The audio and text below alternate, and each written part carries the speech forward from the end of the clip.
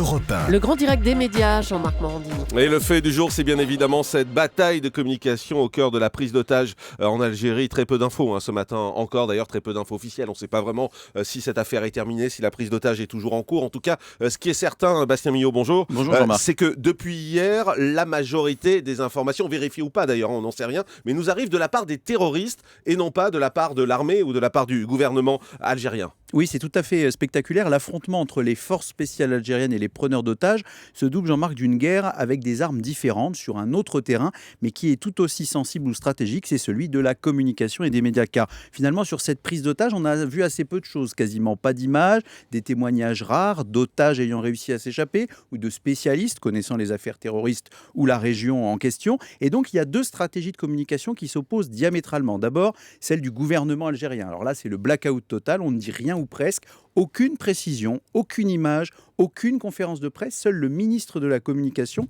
a été dépêché pour une interview service minimum sur un plateau de journal télévisé algérien pour s'en tenir vraiment à quelques faits généraux. Et ça contraste évidemment avec la pratique qu'on a, nous, dans les démocraties occidentales. Vous vous en souvenez notamment au moment de la guerre en Libye, où l'armée tenait régulièrement, plusieurs fois par jour même, des points presse pour expliquer les frappes, les victimes, le bilan, etc. Donc là, rien du tout. Et en face, comme vous le rappeliez en introduction de cette chronique, eh bien, on a la stratégie des terroristes. Alors eux, c'est l'inverse. Ils alimentent en continu via Internet et les réseaux sociaux, en propagande, en intox, en messages en tout genre, avec une stratégie qui est claire, saturer et occuper au maximum l'espace médiatique. En tout cas, effectivement, hier, les terroristes semblaient utiliser les médias pour semer le trouble. Oui, et cette journée était vraiment particulière et révélatrice de cette stratégie de communication délibérée, car l'intérêt des terroristes, c'est qu'ils bénéficient de l'absence de communication officielle précise, et donc ils sont les seuls à pouvoir alimenter en éléments et à s'exprimer dans tous les médias. Et on l'a vu de manière extrêmement révélatrice, je vous le donne en quelques instants.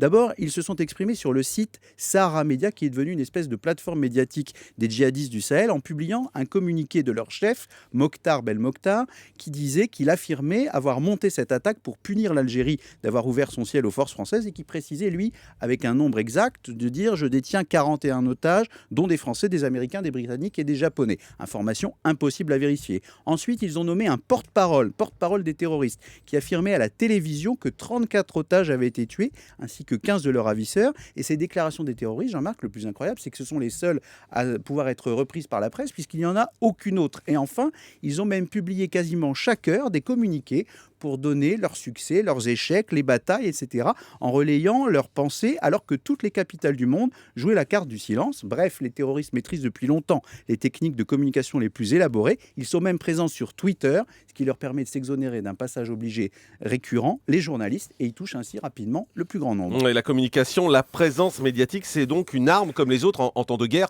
ou d'affrontement. Et oui, c'est une arme dangereuse, Jean-Marc. Elle est dangereuse à la fois pour les démocraties, parce qu'on sait, en période de crise, il y a des règles très très précises en matière de communication. La communication, elle doit être extrêmement précise, elle doit être univoque, elle doit être calibrée, c'est-à-dire avec un seul émetteur, tout l'inverse de ce que font les terroristes. Et on en a eu la démonstration hier avec François Hollande, qui a dû lui-même reconnaître que nous étions face à une situation confuse, selon ses propres termes. Et cette déclaration du président de la République était très très révélatrice de l'état d'esprit des démocraties.